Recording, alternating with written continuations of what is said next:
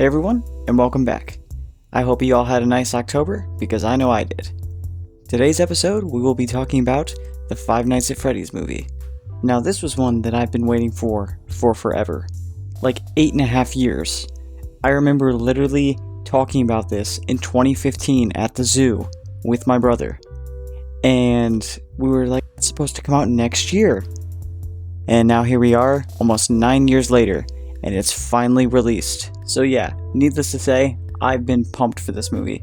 And on top of that, 2 of my favorite actors were cast in the lead roles, so that was an extra cherry on top. I was all for the Josh Hutcherson resurgence. My specific experience with this film, I went in on Halloween with a whole bunch of FNAF fans in the crowd. They were all dressed up as like Freddy Fazbear and singing along, and it was just an all-around good time. And now to talk about like the story of the movie. The story mixes in bits from lore from the books as well as the games, and it's a nice mix as this movie was made purely for the fans. The director even stated so. Well, the producer, I believe it is. It also had input from the creator of the franchise himself, Scott Cawthon, so that was nice.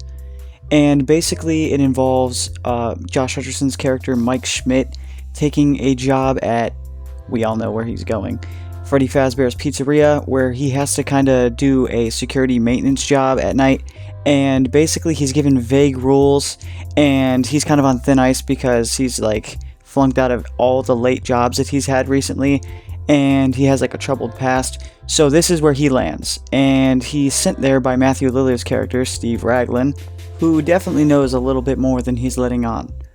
Or a lot more. Another added hurdle for Josh Hutcherson's character is he has a little sister named Abby, and he has a crazy aunt who's trying to take her away from him just for the check. And basically they're really close siblings, but they're also, with their age difference, they kind of are at each other's throats a few of the times in the movie, but for the most part they're pretty close. So he tries to balance this job as well as take care of her, and it goes kind of roughly. And on, I believe it was the 3rd night, the babysitter that was his friend goes missing because she was part of a plan with the aunt. She was essentially a mole sent to spy on Mike to try to get some evidence on him to make him look worse in the court's eye so the aunt could basically steal his sister out from under him. And well, when she goes in on this plan to kind of like rough up Freddy Fazbear's during the day, that way he would be liable for it somehow. I'm not sure how exactly that works. She gets attacked by the ghost children and the animatronics that run rampant throughout Freddy Fazbear's at night and in the day, apparently, according to this film. So with her out of the picture, Mike has no choice other than to bring his sister with him on, I believe, like I said, night 3. And that's when things start to get, let's say, quirky. Also, before continuing on, we get a great cameo from Matt Pat.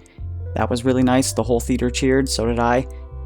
And then basically on night 3, I believe actually it was night 2, we meet Vanessa, who is basically a police officer, and she checks in on Mike. And then on night 3, she's introduced to Abby as well. It might be night 4, like I said, I'm gonna have to like double check on that one, but basically it's either night 3 or night 4.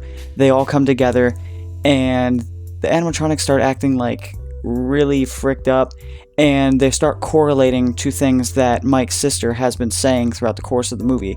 She's been talking about like her imaginary friends, and she's been drawing pictures with them, and everybody's been thinking that it was just like, you know, regular kid stuff. But no, apparently the children and her imaginary friends that she's been talking about were the ghost children that were murdered at Freddy Fazbear's in the 80s. And like I said earlier on, Mike has like a rough life and has had one, and one of his major things that he's had to deal with is when he was a kid on vacation, he was told to watch his brother, and his brother got kidnapped. And all of this sort of ties in to the backstory of the children that have possessed the robots at Freddy Fazbear's. And it kind of is weird that he got sent there, right? Well, if you've been following the franchise, it wasn't that much of a twist because everybody was basically expecting it. But if you aren't, at the end we get a huge twist that the man who gave Mike the job is the man who kidnapped Mike's brother. He went by Steve Raglan, but his real name is William Afton, and he's the father of Vanessa, the police officer, in this continuity, as well as the man who murdered the children that possessed the robots. and if he wears this robot suit called Spring Bonnie before he gets the spring locks, he can control the animatronics and basically make them do whatever. So he sends them after Mike, Abby, and Vanessa in the third act, but to no avail. Although Vanessa still does end up getting injured, but the siblings end up getting away unscathed, and Vanessa in the final little segment is shown to have survived, but she's in critical condition at the hospital, and we're kind of left to see where that goes. And the final shot is basically Mike and Abby at their dinner table kind of discussing if they'll ever be able to see their friends again. Well, Abby asks this, and Mike basically is like, yeah, right. But, he tells her, maybe, we'll see what happens. And then basically that's where the story ends for what I'm assuming is movie 1 out of a supposed trilogy, because that's what Matthew Lillard has been hinting this entire time. But yeah, overall, I think it was a really good film adaptation of the franchise, and it even expounded upon some legends and lore, Sparky, the animatronic that was supposedly hidden in the first game. Well, he makes an appearance in this movie in multiple references like these two.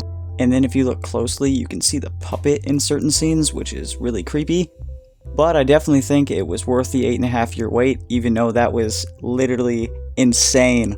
And then to top it all off, we got the Living Tombstones Five Nights at Freddy's at the end, which the whole theater sang along to, if I might add. What did you guys think of the movie? Are you a fan of the franchise? How long have you guys been waiting for this film to release? Let me know in the comments below. Thank you guys for watching.